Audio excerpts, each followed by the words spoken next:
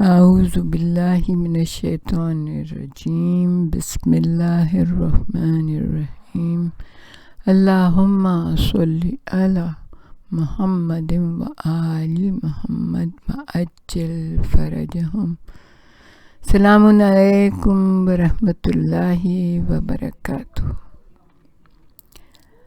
امام زین العابدین کی الحمدللہ 14 مناجات ہم آپ کے سامنے پیش کر رہے ہیں۔ ابھی آخری 15ویں مناجات ہے جس کا نام ہے مناجات زاہدین۔ بہت ہی چھوٹی سی مناجات ہے۔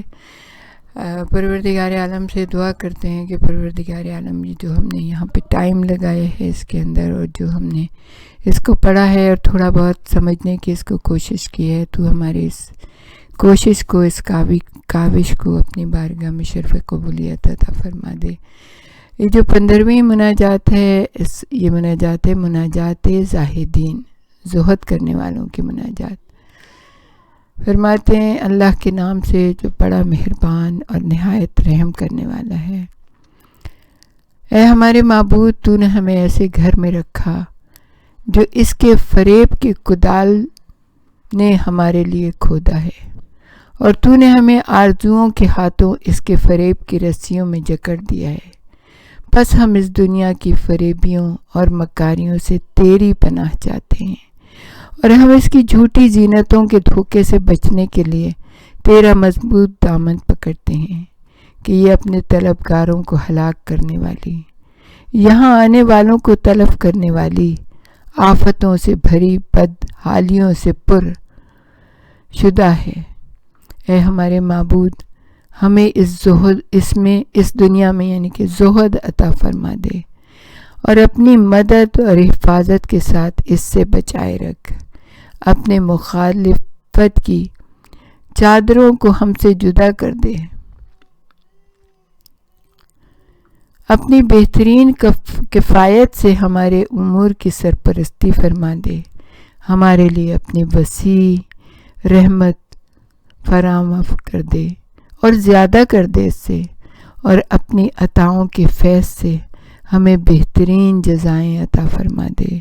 ہمارے دلوں میں اپنی محبت کے درخت لگا دے، ہمیں اپنی معرفت کے سبھی انوار عطا فرما دے الہی آمین، اور اپنے عفو کی شیرینی اور بخشش کی لذت کا ذائقہ چکھا دے۔ اپنی ملاقات کے دن اپنے جمال سے ہماری آنکھوں کو ٹھنڈا فرما دے، اور ہمارے دلوں سے دنیا کی محبت کو نکال دے، جیسا کہ تو نے اپنے مخصوص نیکوکاروں اور اپنے چنے ہوئے خوش کردار لوگوں کے لیے کیا ہے۔ تجھے تیری رحمت کا واسطہ، اے سب سے زیادہ رحم کرنے والے، اے سب سے زیادہ کرم کرنے والے، برحمتک یا ارحم الراحمین و یا اکرم الاکرمین۔ پروردگار عالم کا شکر ہے، اس کا احسان ہے، وہی ارادوں کو پورا کرنے والا ہے، وہی نیتوں کو دیکھنے والا ہے۔ پروردگار عالم ہماری نیت اچھی ہے، ہمارے ارادے مستحکم کر دے کہ ہم جو بھی اپنی زندگی ہے وہ نیک کاموں میں گزاریں کہ جو تجھے پسند ہیں، جو تیری رضا کے، ہم تیری رضا کے طالب ہیں۔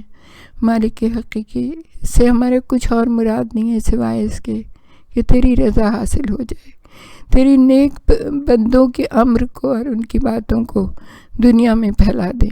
مالک حقیقی جب تک زندہ ہیں، ایک ایک لمحہ اور ایک ایک پل تو اپنی محبت میں گزارے ہیں، ہمیں وہ اطاعت کی توفیق عطا فرما کہ ایک ایک لمحہ ایک ایک پل تیری اطاعت کرتے رہیں، اور جب اس دنیا سے جائیں تو کامیاب و کامران ہوں۔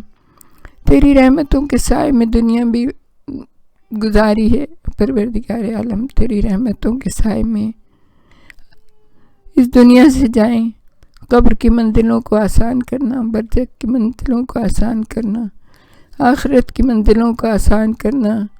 جب تیرا میزان نصب ہو تو ہمارا جو میزان ہے، جو پلڑا ہے نیکیوں کا، اس کو بھاری کر دینا۔